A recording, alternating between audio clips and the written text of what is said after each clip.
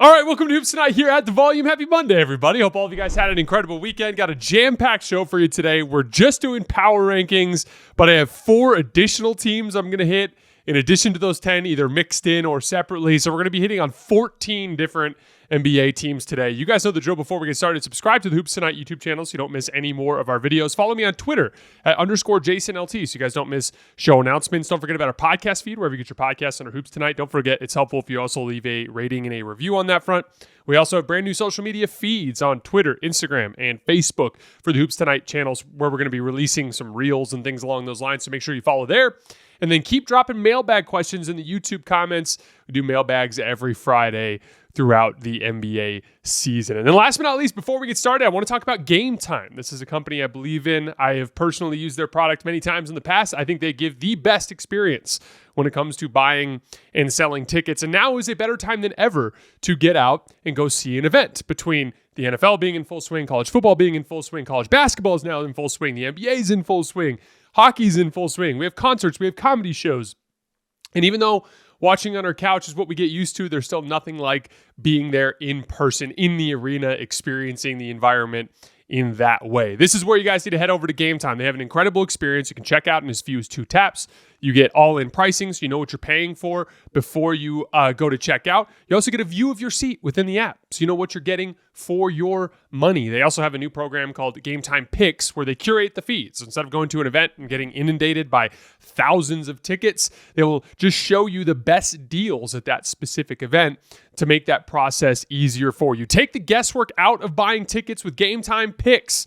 Download the Game Time app, create an account, and use code HOOPS for $20 off your first purchase. Terms apply. Again, create an account, redeem code HOOPS. That's HOOPS for $20 off. Download Game Time today. What time is it?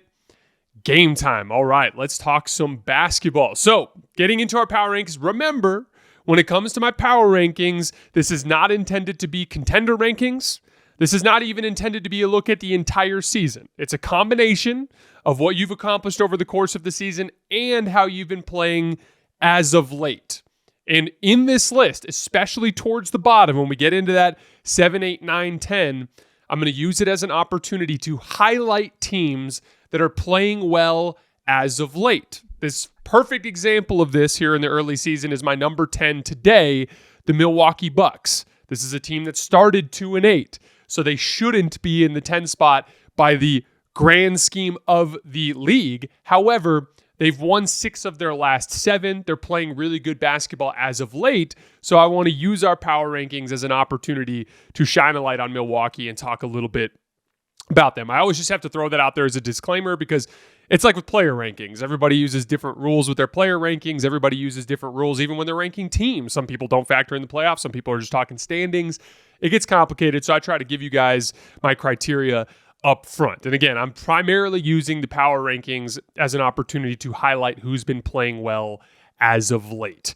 Lakers fans, not in the list today because of the back-to-back losses. You have the 6th best record in the league. I understand that that'll put you on this list in a lot of different circumstances, but I'm using it to shine the light on these other teams. I do want to talk a little bit about the Lakers and their Magic and Nuggets game, but we're going to do that at the very end of today's video. All right, let's get into Milwaukee. So when the Bucks were down 2-8, I said that the season wasn't even close to being over because of 2 reasons. The East is incredibly weak, so you're always like 2 good weeks from being right back in the mix of things. And then they were about to head into a very easy stretch of their schedule. And now they've won 6 out of 7 since their 2-8 start, and they're now just 1 game below 500. They're already completely above the play-in, sitting at number 6 in the Eastern Conference, and they're just 2 back in the loss column of the Orlando Magic at the 3 seed in the East. That's how quickly things turned around for the Milwaukee Bucks. Since November 12th, which is the start of this 6 out of 7 stretch, the Milwaukee Bucks are 9th in offense, 8th in defense, 5th in net rating. They are still struggling on the glass a little bit, and they're struggling in transition. But again, one of the things that happens when you run into the lighter stretches of the schedule, especially for these older, slower teams like Milwaukee, teams like the Lakers are a good example of this, right? When you run into some of these teams, even though they're not as talented, they're very young and athletic. And so it's not exactly shocking to me that they would struggle in transition and on the glass in this matchup, even though they've been winning the scoreboard battle, if that makes sense. Giannis in this streak, 33 points, 11 rebounds, and 8 assists. How's that for Apex superstar play? All in 61% from the field. But really, he's turned it up in terms of his overall level of engagement on the defensive end of the floor. He was not having a good defensive start to the season. Neither him or Brook. Both of them have been amazing in this span.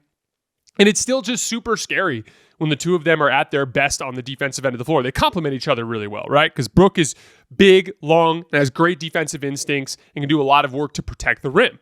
Giannis has the unique ability to cover ground at such an insane rate of speed that he can be in two places at once. He can help hard somewhere while still shutting something down on the other end of the play. At a big moment like that in the Rockets game last week, right? So like, those two getting back to that level on defense has gone a long way to re-anchoring things on that end of the floor.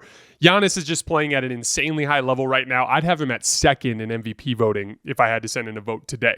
A couple of guys who've gotten their shooting going finally that needed to get it going, specifically Gary Trent and Brook Lopez. Them struggling early in the year was causing their offense to sputter. And when your offense is sputtering and you're not guarding the way they were to start the year, that's how you can start dropping games to bad teams pretty quickly. And one of the other things that's helped is they've kind of figured out their primary point of attack role, at least the best they can do it within this group, which is like starting games with Andre Jackson, just a bigger athlete, right? And then bringing in AJ Green to do a lot of work on the ball on the best guard of the other team, which is giving them at least a higher floor on the defensive end of the floor. Again, Andre's a better athlete than AJ, but they've both been bringing both. Like, Andre's been shooting the ball pretty well, and AJ's been defending pretty well, right? So, like, the two of them have been have brought some stability to that position. And here's the thing: the Bucks may be playing a light schedule, but they're finally playing a better brand of basketball, and that will carry over when you get into the tougher opponents down the line. And again, the situation in the standings appears to have brought the urgency that they were missing early in the season, and now they seem to be back on the right track. At number 9, the New York Knicks, as their super weird start to the season continues. They win 4 in a row, including a dominant win in Phoenix, and I know they don't have KD or Bradley Beal at that point in time, but still a big win on the road, right? Then they go into Utah, the team that I think is the worst team in the Western Conference and suffered one of the worst losses that any NBA team has had this year. Utah controlled that game from start to finish. The Knicks weren't playing any defense until it was too late. At that point, they were confident.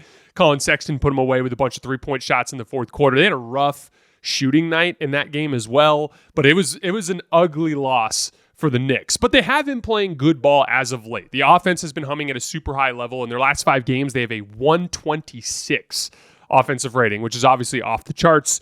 OG Anunoby has been shooting the ball super well and confidently stepping into more complicated shots off the bounce, like dribble combinations into shots. He's been putting the ball on the floor well against closeouts all year. He's converting spot ups at 1.18 points per possession, which is really good. And OG's doing some damage in the post. He's personally shooting 9 for 14 from the field there, and he's run 24 post-ups so far this year, getting 1.29 points per possession. So basically twice a game or once at half, they can go to OG in the block, and they're getting good production out of that. He's had at least 24 points in 5 of the last 8 games. That's a pretty big little scoring stretch there from OG Anunoby. The defense is still really bad. Like, even during the 4-game winning streak, the Knicks were giving up 119 points per 100 possessions. And again, in that stretch, they played Washington, Brooklyn twice, and Phoenix without Kevin Durant or Bradley Beal. So the defense is just not where it needs to be. Like, there are 2 serious teams, two teams with real ambitions this year that are in the bottom 10 of defensive rating, and it's the Lakers and the Knicks. When I look at the Lakers, it makes so much sense to me because they're just so unathletic on the perimeter that they're just going to be in a lot of situations where they're compromised and in rotation, and they're just going to be struggling, right? And they're also a team that tries to outscore people like the Knicks, but they have real athleticism issues on the perimeter. The Knicks don't. They have a ton of perimeter defense. And they've been a good paint defense. This is the crazy thing. There's been all these stats thrown around. It's like, oh, Karl Towns' rim defensive field goal percentage, which that kind of stuff all has flaws anyway. But they've been fine in the paint. They're allowing the 9th fewest points in the paint per game. They've allowed the 6th fewest made restricted area field goals per game. They allow opponents to shoot just 65% in the restricted area, which is solid. That's like league average this year. So, like, it's going wrong for them on the perimeter. And that's the confusing part to me with a roster that has 3 very good defenders playing at the 2, 3, and 4, and some quick defenders that come in off the bench. So let's talk about it in some more detail. They're allowing the 4th most made threes per game. the 6th most attempts and the 6th worst percentage that they are allowing to opponents. So they're getting sliced and diced at the 3-point line. I dug into a bunch of film this morning to try to kind of figure out where it's going wrong for the Knicks at the 3-point line. And really, there's some effort stuff that is always like part of every team's defensive film. Like, it's the NBA regular season. There's 82 games. You can cherry pick clips from any team around the league to make them look really bad just by hunting down the possessions where they're not particularly engaged or locked in, right? Like, that's kind of the name of the game when it comes to the NBA regular season, right? So, like, some of it is that. And yeah, they'll lose shooters in transition from time to time, or like a good defender like Josh Hart or Mikal Bridges or OG Anunoby will lose contain of the ball just by not sliding their feet very well, and they'll end up in rotation and something bad will happen. But that's effort stuff, and I'm not super worried about that in the long run. And again, like, especially I was talking about bad defense, like the East is so brutally weak. Like, I pulled this up today. Let me pull up the number because this was like legitimately shocking to me. In head-to-head matchups between the East and the Western Conference this year, the West is 44-25. For perspective, that's the second highest interconference win percentage in league history. The only time another conference dominated the other conference at a higher rate than the West is doing to the East this year was in 1960, when the Eastern Conference won 71% of their games against the West. So, like, the East is really weak. And, like, these teams in the East are playing the vast majority of their schedule against the Eastern Conference. And so there are a lot of stretches where, like, they're just going to be bored. Teams that are up at the top part of the Eastern Conference. They're not going to be playing their best basketball all the time because they're not going to be getting challenged all the time. So, like, some of that we have to set aside. When I'm looking for schematic reasons, like personnel weaknesses or schematic reasons where I'm seeing things fall apart for the Knicks on the perimeter in their defense, there's two things that stand out to me.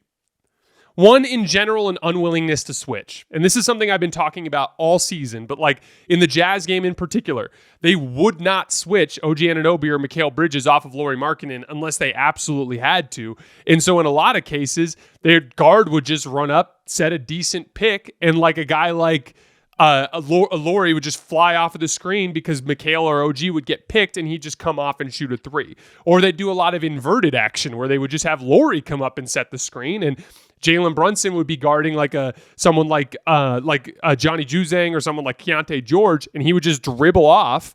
And because OG and Mikal aren't switching or helping, they would just step into wide open threes off the dribble and knock it down. There's a little bit of like overhelp stuff going on too, where guys get sucked into the lane too far. So some of this is schematic. Like, to me, we see so many of these defenses around the league between teams like Golden State, Boston, and Cleveland, teams that have some similar personnel on the perimeter to what the Knicks have. And what they do is they do a lot of switching, and then they trust their guys to contain. They'll dig down and recover. They'll occasionally break out an aggressive look. They might blitz on occasion to try to speed the game up or to try to force some turnovers and get out in transition, but they switch, they contain, they play passing lanes, and they take away those easy drive and kick threes that you can get in those situations. And like, there's a lot of, it's a combination of two things. It's the unwillingness to switch, and then it's the attacking of the entry points. And this is happening with Cat. This is happening with Jalen Brunson pretty consistently. Teams just getting them involved in the screening action. And my thing is, like, a lot of the problem there is they're still not switching. Like, if you switch that action, do you give up a mismatch and do you have to load up and have to plan for it? Sure.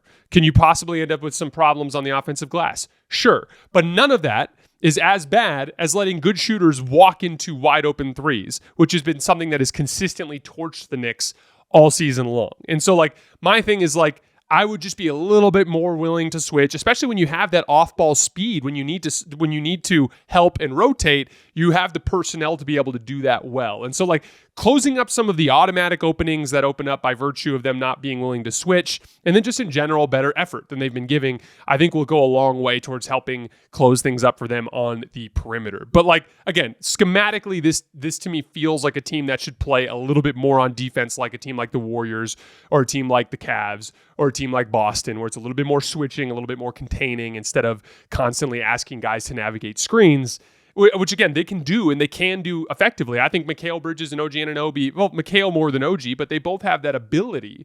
But it's just a lot to ask, and you have the personnel to be able to make things a little bit easier on them. Again, it's about leveraging the strength of your team. The strength of your team is you have really strong and versatile defensively at the 2 through 4 spots. Lean into that as much as possible as you can. Again, the Knicks are on the right track, but they still have a long way to go at this point. Number 8, the Denver Nuggets. A 2-1 week gets them to 9-6. They're currently holding down the 6th seed in the Western Conference. They got revenge on Memphis in a game that Michael Porter Jr. and Jamal Murray combined for 51 points.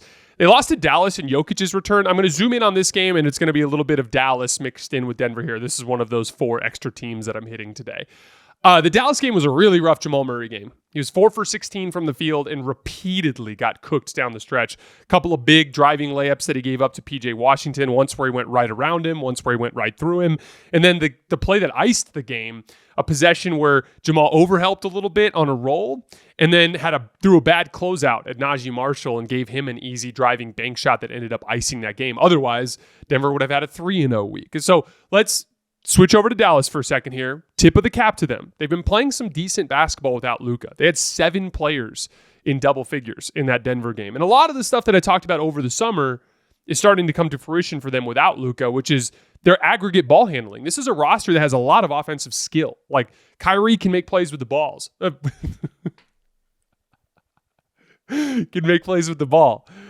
Kyrie can make plays with the ball. PJ can make plays with the ball. Clay had a rough game, but he can make plays. Quentin Grimes can make plays, right? Spencer Dinwiddie can make plays. He's shown a lot of really high-level shot making over this recent stretch. Jaden Hardy can make plays. Najee Marshall was amazing in the Denver game. So, they have just a lot of guys that can do stuff with the basketball. In the dagger possession, and this is a set that they've been running primarily with Luka off the floor this year, but it's something I'd like to see them run more, is okay, so Dallas is up 117-115 with just under a minute left. And they're running that stuff where they throw the ball to Derek Lively at the top of the key and they have the guards kind of screen for each other and then whirl around him, right? And on this sequence, there's multiple guys running off of Derek Lively. The first guy runs off, it's Kyrie Irving. And Derek Lively's holding the ball and he looks and Kyrie's well guarded. It's not there, right? The second guy that comes off was Quentin Grimes. And when Quentin Grimes comes off, Jokic ends up, because Derek Lively actually pitches the ball to Grimes, Jokic has to show high. So Jokic shows high, and now there's 2 on the ball. And as there's 2 on the ball, this one Lively rolls on. And when Lively rolls, that's what drags Jamal Murray just barely into the lane to throw a little bit extra help on that Lively roll, which, by the way, was a mistake. But as I talk about, you run offense to get the defense to make mistakes. That's literally the reason why you do it. So because Jamal helps a little bit on that roll, Najee kind of relocates over to the top of the key. Quentin pitches it to him. Then that's what gives Najee Marshall the opportunity to attack the closeout where he drives and he hits the little bank shot high off the glass. So again, it's there's multiple threats weaponizing the passing ability of Derek Lively to get great shots. Again, the ball and player movement for this team has been really good for the Luka injury. When Luka comes back, he needs to play in that style at least some of the time because this needs to be a punch that you have. Yes, you want to be able to go, we're just going to spam Luka double drag or Spain pick and roll or whatever it is you want to do to really leverage Luka's slow down surgical offensive skill. But you also want to be able to have this punch, the punch that they've been riding to some pretty impressive wins without Luka this year, which is the everyone's eating kind of look, right? And I think that's been really encouraging. But back over to Denver, excuse me. So on the tail end of the back-to-back, Denver gets back on track with a dominant win over the Los Angeles Lakers. Nikola Jokic just kicked the living shit out of Anthony Davis in this game, which was a big reversal from the dynamic that took place in the first round last year where LeBron and AD kind of went toe-to-toe with Jokic and Jamal Murray. The Lakers completely fell apart right before halftime and never recovered. I'm going to do a Lakers segment at the tail end of the show, and we'll talk some more about that game because it was a lot of good Denver, but it was also just a really weird stretch of basketball. So we'll get into that when we talk Lakers at the tail end of the show. But the short version is that the Nuggets just have an insane mental advantage over the Lakers. The Lakers are loaded with super confident and talented offensive players. Again, they're 4th in offense on the season. They just played a Magic team 2 nights earlier that is much, much better defensively than Denver is. And they hung a 120 offensive rating on them. That's how good the Laker offense is. And Denver had them looking despondent in the third quarter. Not a single one of them looked confident. Not a single one of them was in rhythm. it was actually crazy what they did to them. And that is the mental dynamic at play. When you make a team play uncharacteristic basketball, that's when the mental aspect starts to feed into things, right? There are physical advantages, like actual talent advantages, which are obviously part of the deal here. But those physical and talented advantages have manifested so many times in this matchup over the last 3 years that it's really starting to sit and affect the confidence of the Lakers in this matchup. And I thought that was really fascinating because, again, that's the same Lakers team that diced up the Orlando Magic, a very, very, very good top-tier defense in this league, 2 nights earlier. And they had 15 points over a 15-minute span over the second, third, and fourth quarters in the Denver game. Like, that's the type of mental advantage that Denver has in this matchup. Russell Westbrook had his way with the unathletic Laker guards, had a big-time revenge game in that one. It was just a complete and total outclassing. And so everything is looking pretty good for the Nuggets overall. My only concern with them is the Jamal Murray piece. Now, unathletic guards all around the league are struggling in a lot of ways this year as the game has changed and become more fast and more spread out, both in transition and in the half court. But like Denver beats Dallas if Jamal doesn't just get repeatedly cooked in space at the tail end of that game. And like, it wasn't just Kyrie cooking him. It was guys like PJ Washington going right around him or through him, bench guards like Najee Marshall. And then on the other end of the floor, he just hasn't been good enough offensively to make up for it, right? Like, he had less than 15 points in a game this season more times than he's had 20 or more points. Again, he's had more games where he had 15 or fewer points than he had 20 or more. That's not the same Jamal Murray that they won the championship with. He shot 40% from the field or worse in half of his games this season. And here's the thing, like, Jokic is playing at a level that is somewhat rare in NBA history. He's dominant every single night. So like, he's got to get it together, and he's got to meet Jokic as close to the level that he's capable of getting to as possible, because it's just, with Jokic playing at this level, you have a legit chance to get another trophy, and they're going to need more out of Jamal to get to that point. One last Nuggets shout out, the athletes, Christian Braun and Peyton Watson. In addition to making shots and defending and rebounding and doing all the things that they do at such a high level to help this team win, you can also literally see Jokic gaining trust in them. I watched the Nuggets. I've watched the Dallas game in particular. I was really impressed by like some of these possessions where Jokic was in deep, like had the ball, getting over to his left shoulder to where he could go to that hook that he makes 65, 70% of the time, and like could have shot it, but saw a defender like leaning pretty far in off of Peyton Watson or Christian Braun and like made the kickout pass. That's trust, right? Because if the roles are reversed and that's a player that Jokic doesn't trust, he's going to try to shoot over that, right? That's a shot that he feels like he can get to. And I've seen like it just a gaining momentum in the partnership between Jokic and Peyton Watson and Christian Braun. They just look like they're starting to get that sort of basketball chemistry, and Jokic is starting to trust them on a high level. So like that I think is encouraging on the Denver front. Number 7, the Los Angeles Clippers. How about a 4-0 week? They've won 5 in a row overall. They're now up to 11-7. They are the 5 seed out in the Western Conference against a legitimately tough schedule. They beat the Warriors. They're the only team to beat the Orlando Magic since November 6th, and they beat the Kings. They're second in defense and second in rebounding over this stretch. No surprise with the absurd amount of defensive talent and athleticism that they have. And the crazy thing is, James Harden still hasn't really got it going. And like some of it is the personnel they're playing, right? Like the Clippers are playing a lot of defensive-minded groups, and that's going to make it easier for teams to load up on James Harden. He's not going to have some majestically, efficient season this year, but I do think he's capable of playing capable of playing better than he has to this point in the season, and that's encouraging. The formula is working. They have 6 players averaging double figures during the win streak. James is making enough plays, and Norman Powell continues to hit just like every single big shot that the team needs him to hit in big moments at the end of games. I've been right about some things to start this year, and I've been wrong about others, obviously, but this is a team that I was right about. And it's starting to like cement my basketball worldview as it pertains to perimeter athleticism being the best foundational strength for an NBA basketball team to have.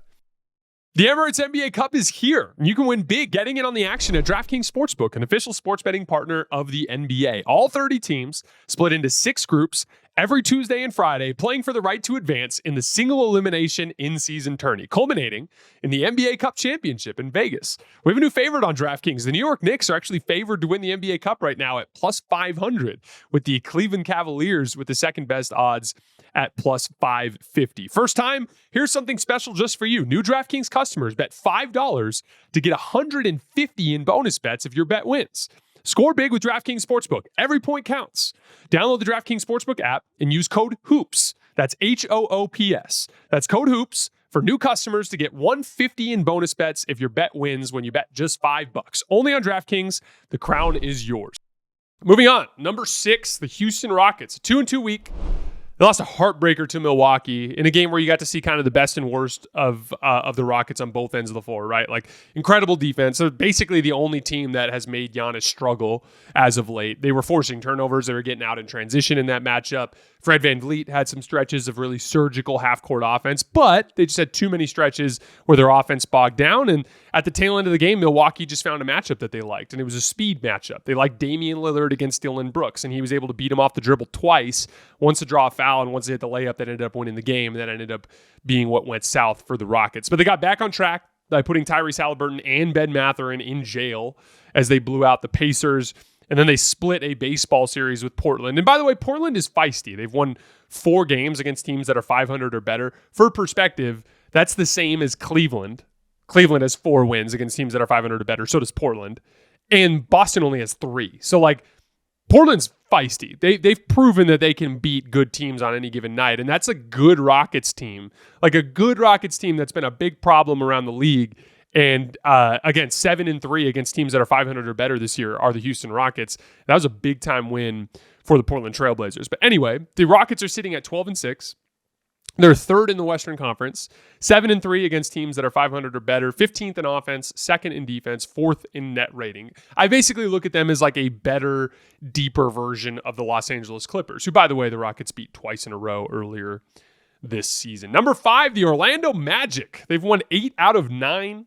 Some really nice wins against the Pacers and against the Suns, and then stole a game against the Lakers on Thursday. Got some help from Anthony Davis in that one, who, like, this is crazy. I was at a Friendsgiving thing that night, and I had been kind of monitoring the game. And when LeBron got the rebound and the kick-ahead pass to AD in the final minute for the dunk, I was like, oh, this game's over. And I, like, put my phone away and started just, like, enjoying the night. And then I get a text message from Logan Swaim, our head of content here at The Volume, who's also a diehard Lakers fan. And he's like, worst loss of the AD or the LeBron AD era. And I'm like, what? How did they lose? How did they lose that game? That's not possible. Like, they won that game. I watched it, you know, and then go check my phone, and AD misses 3 free throws in the final minute as Franz Wagner hits a dagger step back 3 over Cam Reddish at the top of the key. And the Magic have won 8 out of 9. And that seemed to, like, send the Lakers into a little bit of a spiral too, which we're going to get into them later. But the formula for Orlando has been defense and Franz Wagner, right? They have a 102 defensive rating in this 8-game stretch, which is even better than they were earlier in the season.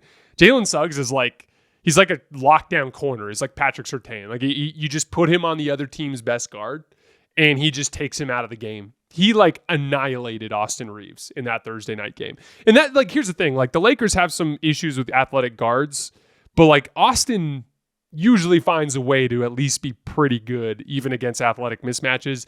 And Jalen Suggs just literally removed him from the game. Had him complaining at the refs all night. It was just a really impressive performance from Jalen Suggs. Had a really nice offensive night too, shot the 3 well, and then was overpowering guards to get to spots in the short to mid-range as well. And then as a unit, they just have so much size and athleticism, which helps them navigate the LeBron and AD issue, but just other big front lines around the league. And then Franz Wagner has just been playing at a superstar level during this 8-game stretch. 29, 7, and 7 over an 8-game stretch on 59% true shooting. That's not just good, that's special. That's like at the top tier of forward, you know, kind of like multifaceted, you know, Swiss Army knife type of forward play that you get out of this league. That's really, really good stuff there from Franz. He's picking teams apart and pick and roll. I talked about this last week, but like really likes to work around that like elbow area where like he'll snake the ball screen and kind of work in that area and wait for someone to just kind of come in too far, and he'll throw kick out passes. He can score in the mid range. He's been picking on switches with his size and his ability to shoot over the top. is just a really nice shot creation season for him so far. He's run 310 pick and rolls, ISOs, and post-ups, including passes. And he's generated 319 points. That's 1.03 points per possession. And again, on a team where without Paolo, he's clearly at the top of the scouting report, doesn't have a reliable number two, and isn't exactly surrounded by a ton of offensive talent. So like at high volume to be generating shots the way that he has this year is really impressive. Like guys, Mo Wagner is the second leading Magic scorer over the course of this 8-game stretch. So like that's really, really high level play from the Orlando Magic. And Franz is hooping, looks super confident when he's in control of the game. I've been really impressed by them over the course of the last couple of weeks. Number 4, the Golden State Warriors. They've had a 2-2 week. They lost to the Clippers in a game that looks just like the last time the Warriors played the Clippers. Like all of the Warriors guards, other than Steph, struggled and their offense sputtered and ended up being a loss. They got back on track with 2 wins against Atlanta and New Orleans. Andrew Wiggins was awesome in those 2 games. He had 57 points in the 2 games. We're going to talk about Andrew here in just a second. But then they're up 10 going into the fourth quarter in San Antonio, and Victor Wembanyama happened. Just completely dominated the game on both ends. He had multiple out-of-area blocks where he seemed like somebody looked like they were open, and he just, Moses Moody had one where it looked like he got an offensive rebound put back, and he just turned over his left shoulder to shoot a hook, and Victor was like behind the backboard, and it looked like he was out of balance. And he just kind of like came up and swallowed the shot up and threw it out to Steph Castle. He had another one where Lindy Waters was driving and it looked like Victor was on the weak side and it looked like he was out of the play. He just came flying in and swatted Lindy Waters off the glass. Lindy missed 2 easy kick out reads in crunch time. That was one thing that stood out to me where I was like, when the defense is really overplaying those drives, that's where you got to take those kickouts when they're available. There was a wide open Andrew Wiggins on one of them that he overlooked. There's a couple of bad decisions there down the stretch, but Victor was incredible on defense. And then on offense, he was driving to the rim and getting layups. He had a driving feed to Julian Champagnie cutting out of the right corner. That was just such an incredible feel and touch pass. Like he threw it like way before it was even a time for him to jump. It just kind of like landed perfectly in the spot for Julian just to go up and dunk it easy. It was just such a pass that demonstrates Victor's feel for the game.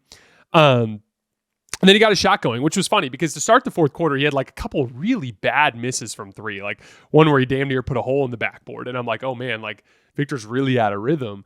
And then he gets an easy little like 18-footer at the right elbow out of a ball screen with Chris Paul, where he's wide open and it's a super easy up and down in rhythm, knocks it down, and it was like the floodgates open. And then suddenly he was just hitting every 3 that he took and just completely dominated the game down the stretch. And then he also got a major contribution out of Stephon Castle, who was one of my favorite guys coming out of the draft, and he continues to just look amazing. He had a huge driving finish against Kevon Looney on a switch. I clipped this play and put it on my Twitter feed, where, again, he does a sweeping crossover, but it's not the dribble that impresses me. He takes a hard... There's 2 plays down the stretch of that game that I would look at if you're a Spurs fan. It's the left-to-right crossover on Kevon Looney, and then it's the play where he drove by Draymond Green at the top of the key and drew a foul. And both of them started out of a high hesitation in the left hand. And you could tell, like, they actually came out of order. Like, the Looney crossover was actually before the Draymond play, but it's interesting because they set each other up in their own way.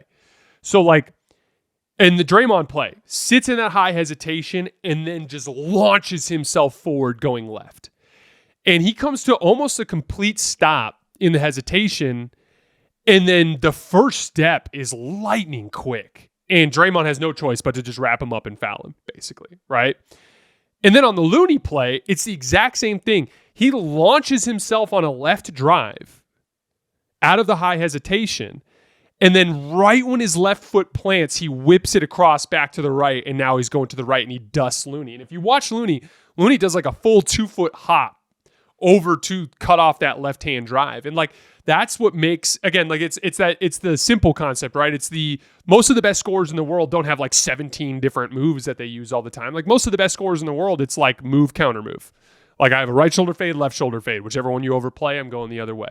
And if you overplay the jumper, I'm stepping through, right? Or like in this case, like if Stephon Castle just gets a nasty high hesitation jump shot, and by the way, he hit a huge 3 at the top of the key down the stretch in this game.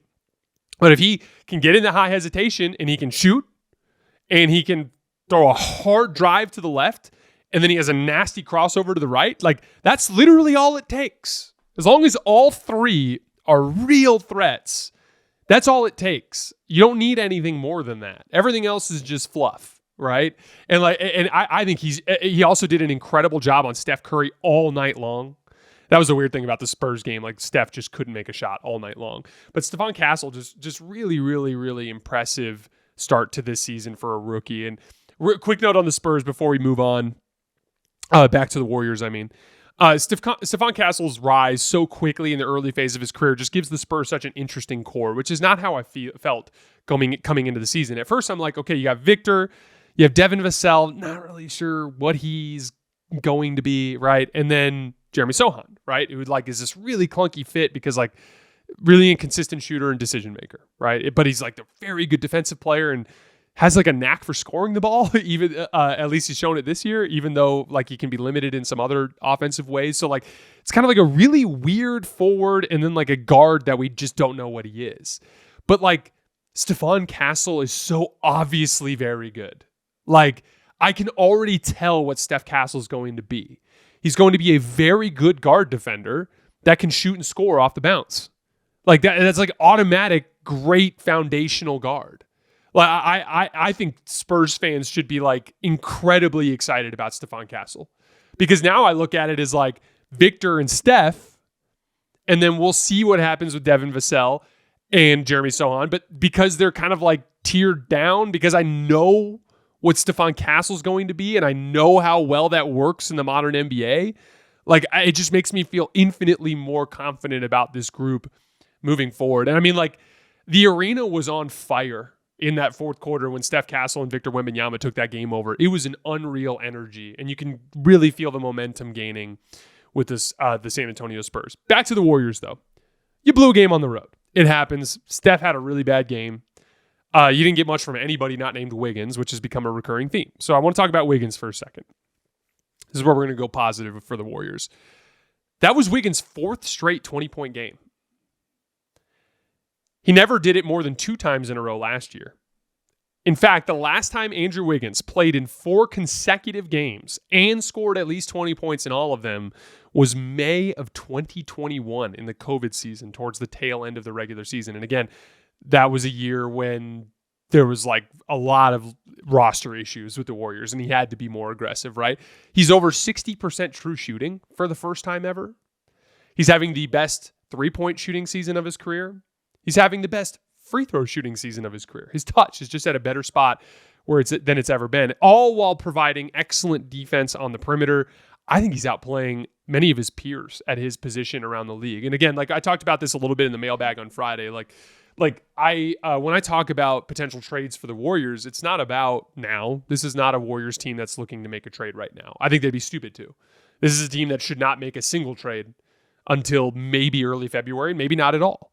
But when they get to February, you make that call.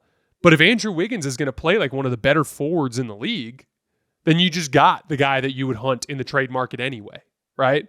This is what I said they needed.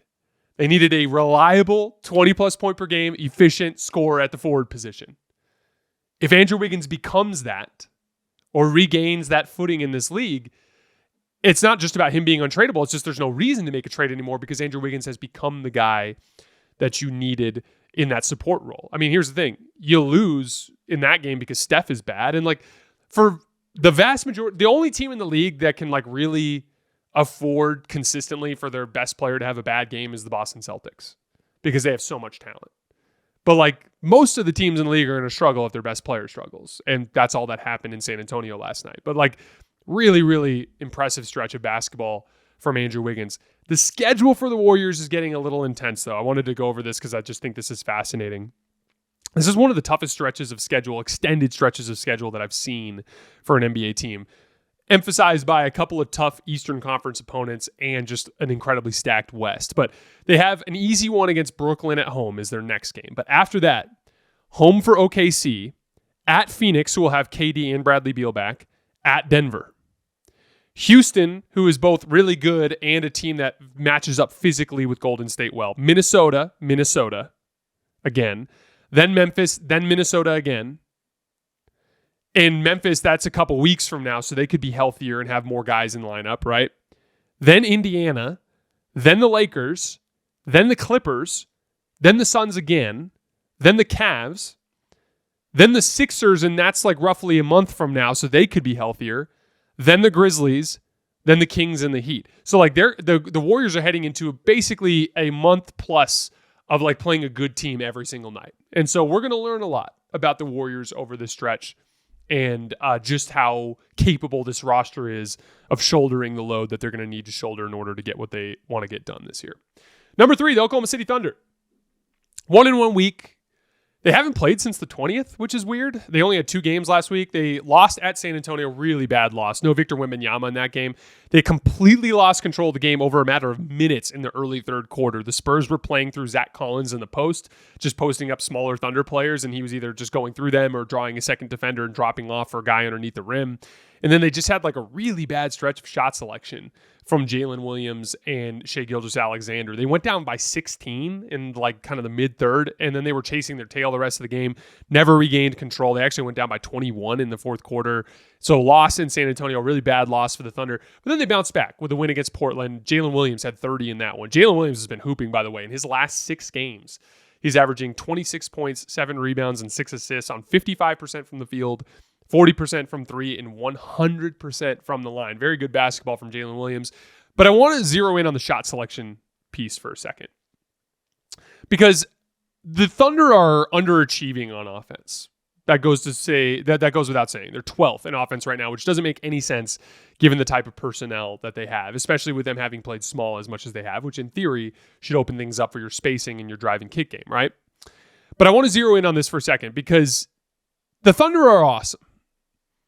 They're going to win plenty of games.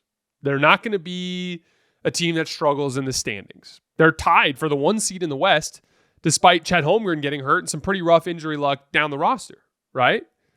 So this is not like a gloom and doom Thunder take. But what Oklahoma City is going through actually reminds me in a lot of ways of what the Celtics went through a few years back. And there are some other parallels there too. Like they have enormous amounts of talent, specifically a few guys that are still just barely scratching the surface of what they're capable of. But in like kind of like a situation where their best player is mature for his age, like Tatum and Shai both kind of remind me of each other in the sense that like they're in their mid-20s, but they carry themselves like guys in their 30s. Like they just act like grown adults and they don't make a lot of like kind of the immature mistakes that younger stars around the league make, right? And so like there's some parallels there, but it extends. I'm more referring to the shot selection piece. To be clear, before we get into this, every team goes through stretches where they take bad shots. It's part of the game. The game is about rhythm. You're constantly like chasing a good rhythm, or when you're in a bad rhythm, trying to get it back, right? You're trying to extend a good rhythm or get out of a bad rhythm, right? Like that's part of the game. The best teams are just able to identify when they're in bad rhythm. Hey guys, we're taking bad shots. Let's refocus. Let's get this figured out, right? The good teams quickly regain control compared to the bad teams. The Celtics used to be a team that would win plenty of games, but with bad process. Their talent was the enemy of their success sometimes, right? Like great players have an issue where they can just get a decent shot whenever they want, right? Like you're staring down a defensive player and you're Jayson Tatum. Like he can just do a pound dribble between his legs and get a pretty decent look at a 25-footer off the bounce. Jaylen Brown can, wherever he is on the floor, just elevate and shoot because he's one of the best athletes in the league. Derek White needs very little space to get a shot off. They had this problem early on where their talent was the enemy of their success because like it takes patience and maturity to turn down those shots and only take them when you absolutely have to because you're working as hard as you can to generate great shots, right? That's the situation that Oklahoma City is in now. Because like they're at this point now where they are just taking the shot that makes the most sense within that immediate moment for that talented player. In that run against the Spurs, when they lost control of that game, Jalen Williams, like really tough, contested 16-footer along the baseline early in the shot clock. Like Lou Dort contested catch and shoot three on the right wing when like they didn't even try to run any action. It was just like a kick out and he just shot it. Like there's just these too many possessions in a row where they just don't hunt the great shots that they're capable of getting with the talent that they have. What happened with Boston? Over the course of the last few years, you could see a shift in their maturity. It wasn't just the influx of Drew Holiday and Kristaps Porzingis. Yeah, those guys are awesome and they help.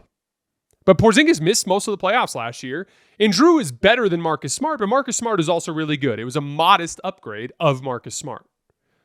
The biggest change in the Boston Celtics over the last couple of years is their ability to manage the flow of basketball games. To identify when they're taking bad shots, when they're in bad rhythm, and they need to lock in and execute at a higher level. Identifying like, guys, we're bullshitting right now. We need to get it together. They've just gotten so much better at making the ugly stretches fewer, shorter, and further between.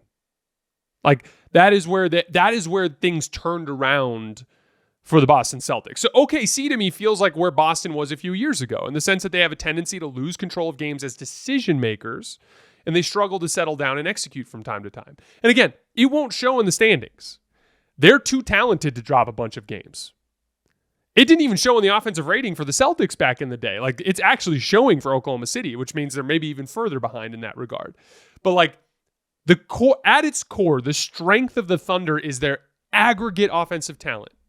They can space you out and pick you apart for great shots. That is their strength. And at a certain point, they will need to get better at that specific process. Maybe it'll be this year. Maybe it won't be this year. But if it's not this year, then they have the potential to get beat by a team that isn't as talented as they are in an earlier playoff round than they would like. They were more talented than the Dallas Mavericks last year. They were just younger and less mature. And remember, the big thing that I talked about in that series was rim decisions. They kept driving into the paint and challenging Dallas's rim protectors instead of making the kick-out passes that were available and chasing down those great shots. What does that remind you of? Do you guys remember that Celtics-Bucks series in 2022?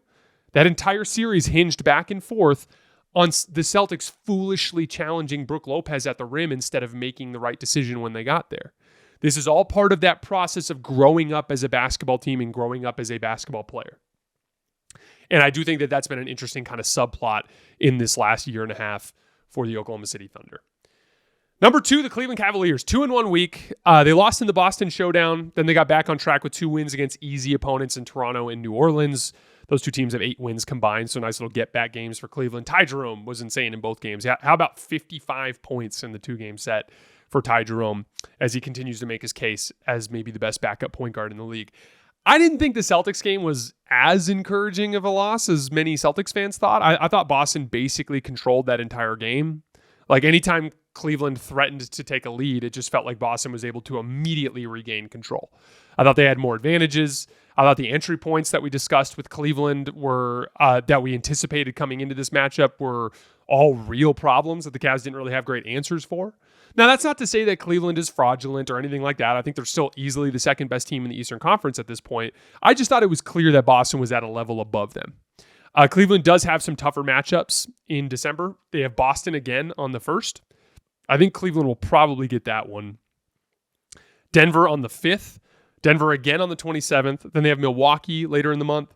And at the end of this month, they have Golden State and the Lakers. So like some tougher games for Cleveland coming up in the month of December where we'll see them push a little bit. Number 1, back on top, very much in a look like the champion type of week, the Boston Celtics, who went 3-0, wins over the undefeated Cleveland Cavaliers and the Minnesota Timberwolves. We talked about the Cavs game earlier. I won't get into it. The Minnesota game, really crazy. Like Jaylen Brown just comes out going absolutely berserk. Hits 5 straight threes to start the game. It's funny. The Timberwolves announcers were like complaining. The color commentator, I'm not sure his name, was saying, like, literally, I would give him that shot. He kept like quoting his percentages. He's shooting, 25% on these all over the course of this season. Literally said the phrase, literally, I would give him that shot, end quote. And when I heard that, I'm like, he's Jaylen Brown.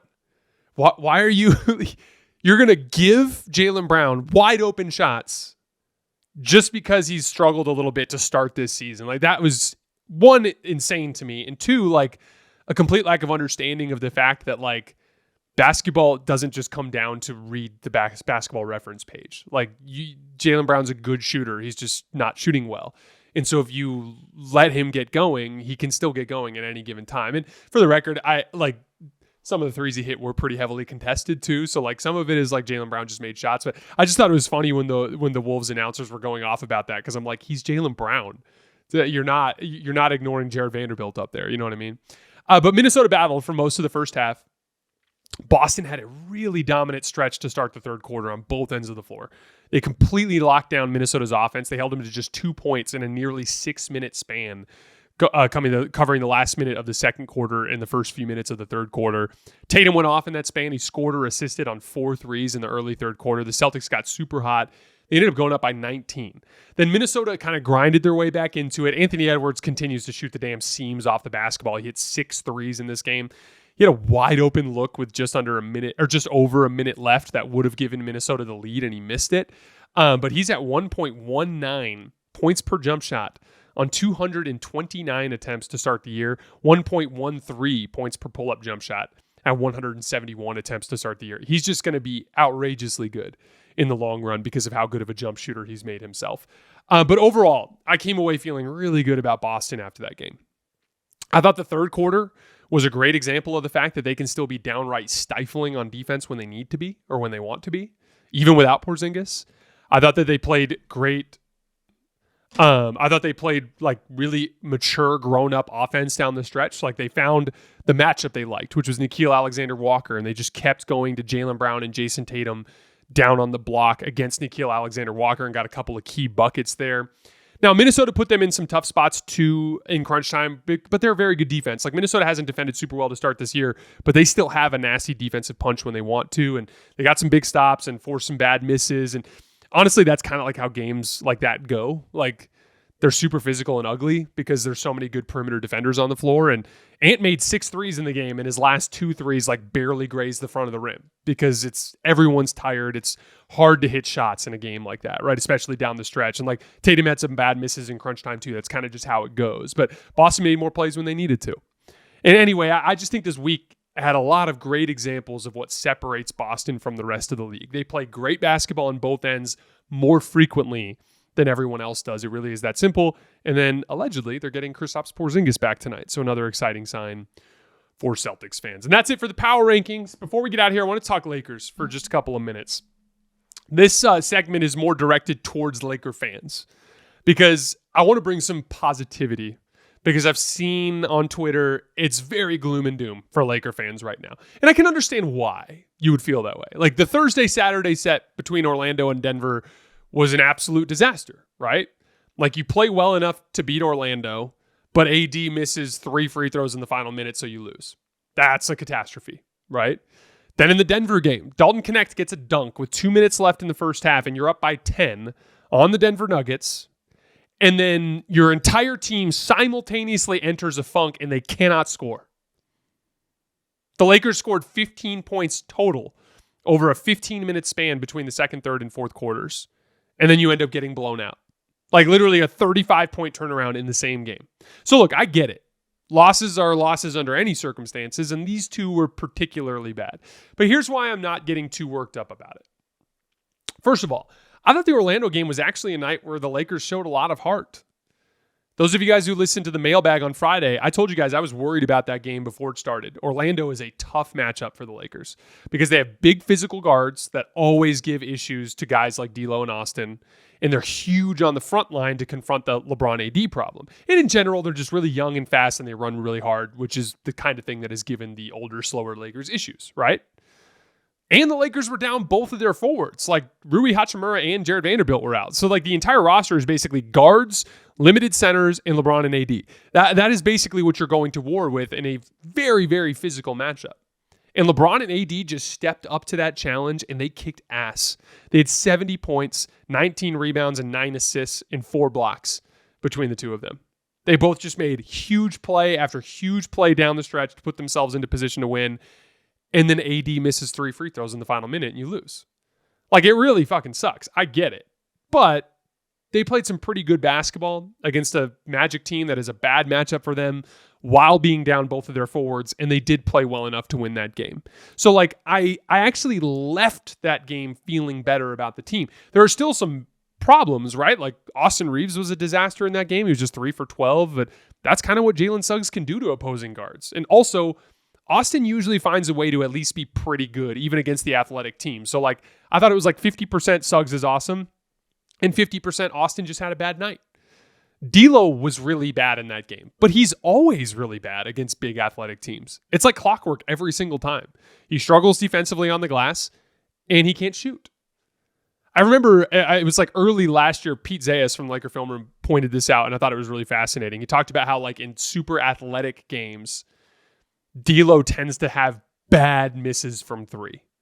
Like he has kind of like a smooth rhythm on his jump shot, and when he's playing against a team where he doesn't feel rushed, he can shoot the ball pretty well, although he's shot poorly all year this year. But when he runs into athletic teams, like he starts rushing things a little bit, and he will have awful misses for a really good shooter. And like he had an air ball in the Orlando game. He had a couple other shots that like barely grazed the side of the rim. Like D'Lo fell apart. But the point is we already knew that about D'Lo. So like I was discouraged about the loss. Obviously, I like I told you guys, I even turned the game off. I was like, Lakers got this one. I'm done. And then I got a text message from my boss, who's a Lakers fan, and he's like, that was the worst loss ever. And I couldn't believe it, right? So like it's discouraging. But it was a night where I actually ended up being more encouraged about the Lakers in the big picture because LeBron and AD were able to meet the challenge, and they played well enough to beat a team that most teams are losing to right now, right? The Denver game. Was it indicative of a mental advantage that the Nuggets have over the Lakers? Yeah. Will the Lakers need to overcome that in order to ever truly compete with Denver in a playoff series? For sure. But that singular regular season game was just weird, in my opinion. Like, basketball is all about rhythm and flow. The highs are like the ball's popping around. Everything just feels natural and smooth. Guys are making shots. They're always in the right spot. There's just like a rhythm and flow when the offense is really clicking, right? And then what do the lows look like? Like, spacing gets a little funky because guys aren't making the right reads when they're moving. You'll start botching like passes. Like how many times in that third quarter stretch did you see like the Lakers botch like regular like swing passes? Not even for turnovers, just like throw a bad pass and the guy has to like fumble it around and regain control before they can get back into the offense. Like you're sloppy with the ball, you're sloppy with your spacing. No one can make a shot. Everyone looks lifeless, and that's what the low looks like, right? But there's a spectrum, right? There's a spectrum of rhythm with the absolute peak and then the basement, right? And we saw both in the last week, like the Memphis game in the second half, or no, it was the Pelicans game in the second half. Like, and again, different level defense, but like they were in that second half, they were just peaking on the offensive end of the floor. And then the Denver game, they completely fall apart. No, oh yeah, the Pelicans are a bad defense. They played against the Orlando Magic, who are a much, much, much better defense than the Denver Nuggets. And they hung a 120 offensive rating on them. Like the Lakers can score against elite defenses too. That's not an issue. The point is there's a spectrum. And what you saw in the second half of that Denver game, in the final minute or two of the second quarter, what you saw was the absolute bottom of that spectrum. That was potentially the worst offensive rhythm I've seen the Lakers have in the LeBron and AD era, relative to the talent that was on the floor. There have been some stretches where the Laker offense looked really bad, but they were decimated by injuries or much more limited rosters. This is a really good group of offensive players that the Lakers have that are all super confident. Again, 2 nights earlier, just hung a 120 on a better defense, and they just fell apart. They completely lost their rhythm and flow, and they got discouraged. And yet, even with the mental advantage that Denver has, there was also just like that was the worst end of that spectrum that you can see. It happens. It's part of the game. It's a particularly bad example of it, but it's just part of the game. Even looking at the LeBron and AD element, like, guess what? Like LeBron and AD, they're capable of playing a lot better against Denver. How do we know? We just saw them do it in a more intense context in the playoffs. LeBron and AD were both awful in the Denver game. It happens. So just scrap it. Like, yes, they have to figure out the Denver matchup. There's no doubt about that. But like we already knew that. We knew that coming in. It was a bad night. So, like, I'm not as low about these two particular games from over the weekend as a lot of other Laker fans are. In the big picture, do the Lakers have personnel issues? Yes. They are not athletic enough on the perimeter. It's killing them on defense and in transition and on the offensive glass. It's something they'll need to fix. They need to turn D'Lo and Gabe, preferably, into bigger, better, more skilled athletes. It will probably take at least one of their first-round picks, if not both of them. But we already knew that. We knew that in training camp. Do the Lakers have a Denver problem? Yes, but we already knew that. And these were all problems that we knew wouldn't actually get solved until we get closer to February anyway. And in the meantime, you're 10-6. You have the 6th best record in the entire NBA. You're fine. The sky's not falling. Okay? Everything is on track. What did I say from the start of the year? You just need to win 5 out of 8. 5 out of 8. 5 out of 8. That's going to keep you afloat in the standings. They've won 5 out of 8 twice now. Going to be a fun week, though, for the Lakers. They have Phoenix on the road tomorrow night. I'm going to be covering that game. It'll either be live on YouTube or go up the next morning, but I will be working that night to cover that game. Then they go on the road to San Antonio, who continues to be super feisty, and they played a tough game there a couple weeks ago. And then Oklahoma City in LA on Thursday. So got a chance to reestablish yourself. If you go 2-1 in that group, like if you go 3-0, you're in great shape. But if you go 2-1 in that group of games, then you reestablish yourself as one of the really good teams in the league, and you're in good shape. So I'm not as gloom and doom on the Lakers as many Lakers fans are. All right, guys, that's all I have for today. As always, I sincerely appreciate you guys for supporting the show. Quick scheduling note, I'm going tomorrow morning with just a couple game breakdowns and some film like I always do. Then tomorrow night, I'm covering Suns, Lakers, and a bunch of other in-season tournament games that will either go up that night or the following morning.